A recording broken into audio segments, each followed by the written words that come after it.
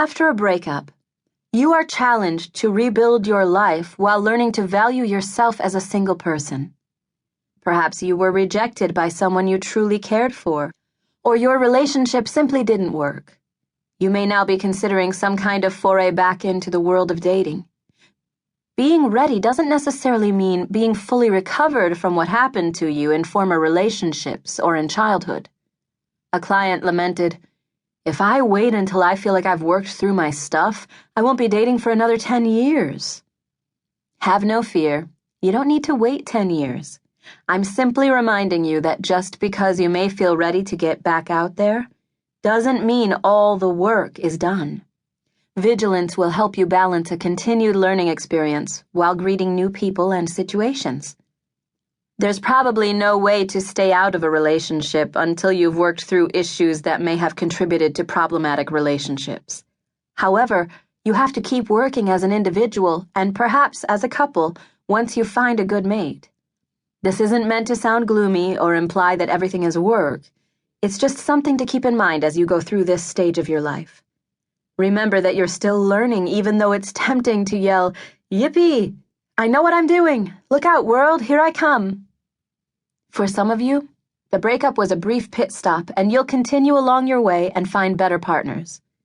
Others may have ended a relationship with someone who was truly disturbed, had a personality disorder, or was abusive. No matter where you come from, you have to remember what you've learned to be truly successful in finding a wonderful partner and creating a great relationship next time around.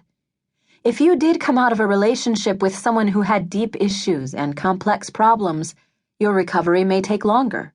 But you'll get there if you understand that just because the individual is gone does not mean the problem is gone.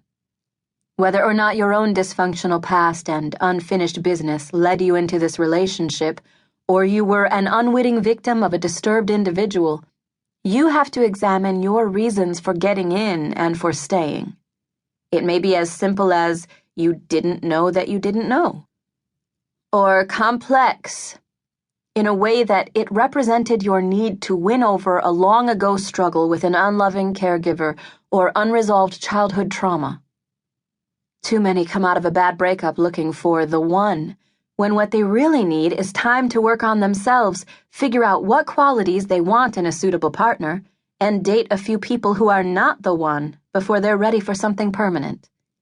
Almost every person I work with can post an online dating profile seeking honesty and walks in the moonlight, but few make a list of standards and boundaries that gets down to the nitty-gritty of what they value in another person.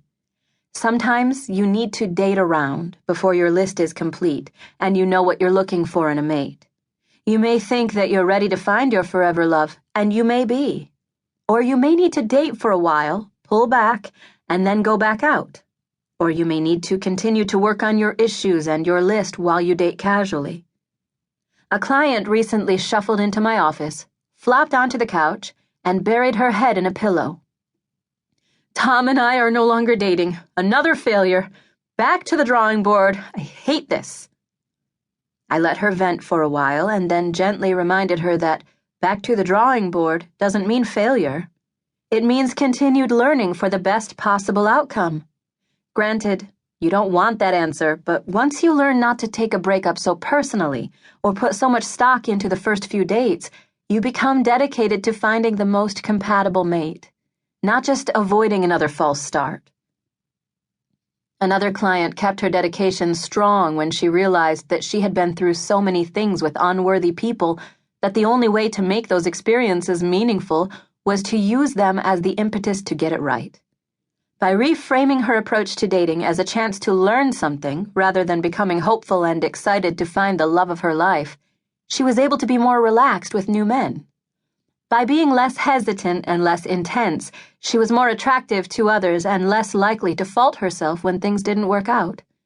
When she put her commitment to herself first and then did her best to have a good time, no matter how likely or unlikely a partnership would be, higher quality people came into her life.